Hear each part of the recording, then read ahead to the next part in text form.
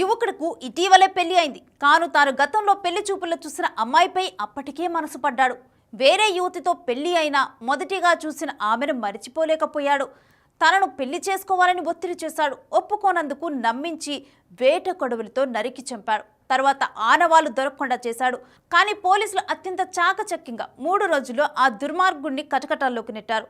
ఈ crime story ఇప్పుడు అనంతపురం జిల్లాలో సంచలనంగా మారింది. ఏంటా స్టోరీ ఇప్పుడు చూద్దాం.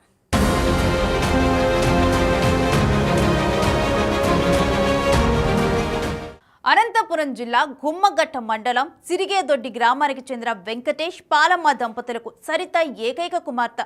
ఆమె అనంతపురంలోని బీసీ హాస్టల్లో ఉంటూ ఆర్ట్స్ కాలేజీలో డిగ్రీ ఆఖరి సంవత్సరం చదువుతోంది. అయితే సరితకు పెళ్లి చేసే ఆలోచన ఉన్న తల్లిదండ్రులు తెలిసిన బంధువులకు చెప్పారు. దీంతో గుమ్మగుట్ట మండలం వెంకటంపల్లికి చెందిన తిప్పేస్వామి సరితను పెళ్లి చూపుల్లో చూశాడు. కానీ తిప్పేస్వామి కుటుంబ నేపథ్యం తెలుసుకున్న సరిత తల్లిదండ్రులు పెళ్లికి ఒప్పుకోలేదు. దాంతో తిప్పేస్వామి వేరే యువతిని పెళ్లి చేసుకున్నాడు. కానీ సరితను మరచలేకపోతున్నాడు. ఇక వెంటపడసాగాడు. పదే హాస్టల్ దగ్గరికి వెళ్లి వేధించేవాడు. విషయం తెలుసుకున్న హాస్టల్ వార్డెన్ గట్టిగా మందలించారు. ఇది మనసులో పెట్టుకున్న తిప్పేస్వామి సరితపై కోపం పెంచుకున్నాడు. దీంతో పాటు సరిత వేరే వ్యక్తితో చనువుగా ఉంటుందని అనుమానం పెంచుకున్నాడు.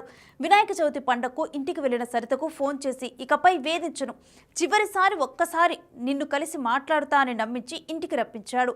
కాలేజీ నుంచి ఫోన్ వచ్చింది. సెలవైనా సరే కాలేజీకి వెళ్తున్నానని తండ్రికి చెప్పి రాయదుర్గం బస్సు ఎక్కి పంపనూరు పార్కు దగ్గర దిగింది. బైక్పై వచ్చిన తిప్పేస్వామి సరితని ఎక్కించుకొని వడ్డుపల్లి టోల్గేట్ సమీపంలోని పిఏబిఆర్ కాలువ దగ్గర ఉన్న అటవీ ప్రాంతానికి తీసుకెళ్లాడు. తనను పెళ్లి చేసుకోవాలని లేదంటే కోరిక తీర్చాలని ఒత్తిడి చేశాడు. అందుకు సరిత సస్యమి రానటంతో వెంట తెచ్చుకున్న వేట కొడవలతో మెడ నరికాడు. ఒక్కటే వేటుతో సరిత కుప్పగూలి ప్రాణాలు వదిలింది. చనిపోయిందని నిర్ధారించుకున్న తిప్పేస్వామి సరిత సెల్ ఫోన్ని ధ్వంసం చేశాడు.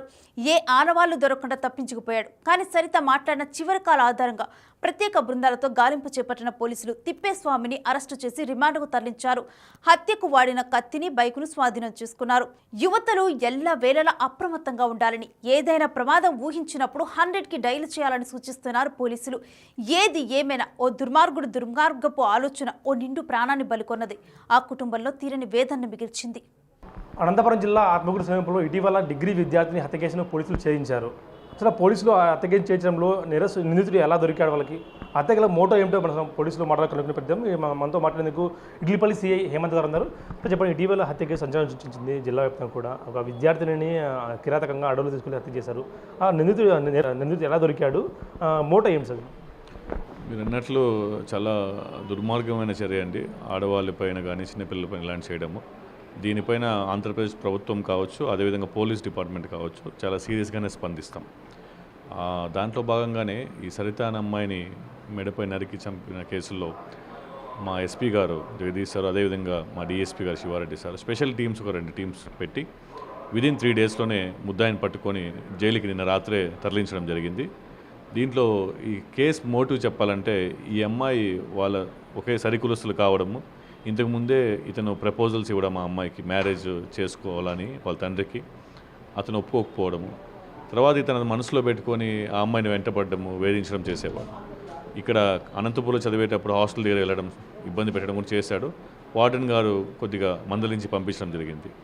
అయితే మొన్న ఏం జరిగిందంటే, అతను చివరిసరిగా అమ్మాయిని రిక్వెస్ట్ చేసుకొని నీతో మాట్లాడాలి, ఇదే ఫైనల్ మాట్లాడనని అనుమానం పెట్టుకున్నాడు. వీళ్ళ కాలేజీలో వచ్చి చూసినప్పుడు వాళ్ళ ఫ్రెండ్స్తో మాట్లాడే విషయాలు కూడా ఇతను అనుమానంగా ఫీల్ అయ్యి, నాకు దక్కంది ఎవరికి దక్కకూడదు, ఇతనికి ఆల్రెడీ పెళ్ళయింది కూడా, నాకు దక్కంది ఎవరికి దక్కకూడదని దుర్మార్గమైన చర్యకు పాల్పడినాడు.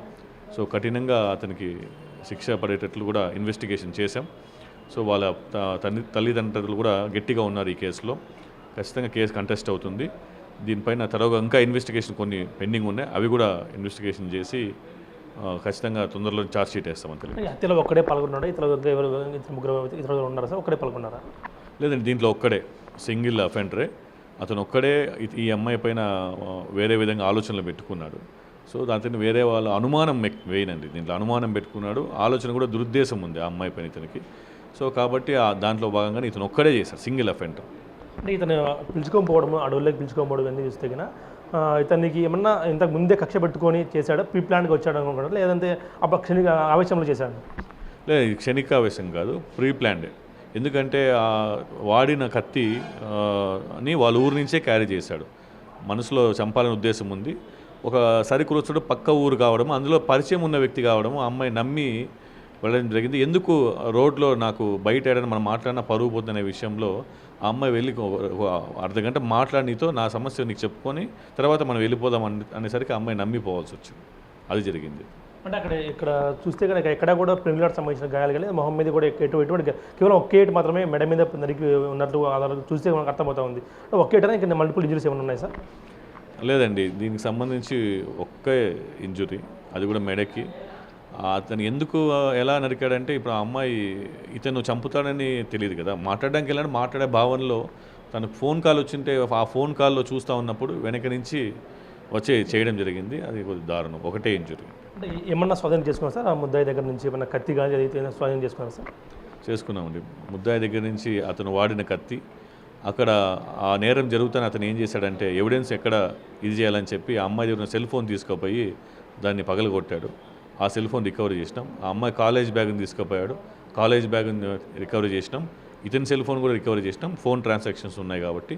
అదేవిధంగా మనకు ఈ బైక్ ఏదైతే వాడినాడో, అమ్మాయిని తీసుకోబడిన 2 వీలర్ వాడినాడో, సో ఆ బైక్ని కూడా మేము సీజ్ చేయడం జరిగింది, కోర్టుకు ఫార్వర్డ్ చేస్తాం. ఇటువంటి ఘటనలు ఫ్యూచర్లో జరగకుండా విద్యార్థులు కానీ అమ్మాయిలు కానీ ఎటువంటి రక్షణ చట్టాలు కానీ లేదా వాళ్ళకి ఎటువంటి కౌన్సిలింగ్ ఇవ్వబోతున్నారు సార్? ఎందుకంటే కాలేజీల్లో ఇటువంటి ఇమేజ్ ఎక్కువ అవుతూ ఉన్నాయి రాష్ట్ర వ్యాప్తంగా చూస్తూ ఉంటే.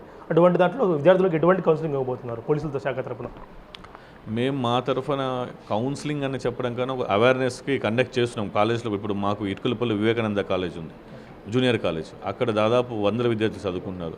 మేము వెళ్ళి అవేర్నెస్ కండక్ట్ చేస్తున్నాం. అంటే ఇక్కడ ఈ కేసులో పర్టికులర్గా చూసి ఓవరాల్గా చెప్పడం కాదు, కానీ జనరల్గా అవేర్నెస్ కలిగి ఉండడము, మనకు అనవసర వ్యక్తులతో ఎక్కువ మన చనువుగా ఉండకపోవడము, పిల్లలు మెయిన్గా చదువుతున్న ఏజ్లో చదువు పట్లే కాన్సన్ట్రేషన్ ఉంటే ఇదన్నీ ఏం జరగవండి, మంచిదే అని కోరుకుంటున్నాను. అట్లా ఉంటే మంచిదని మా తరఫున.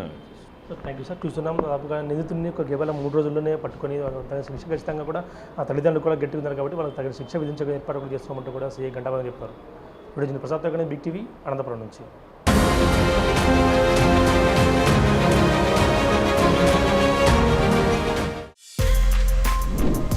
For more videos like this, subscribe Big TV channel.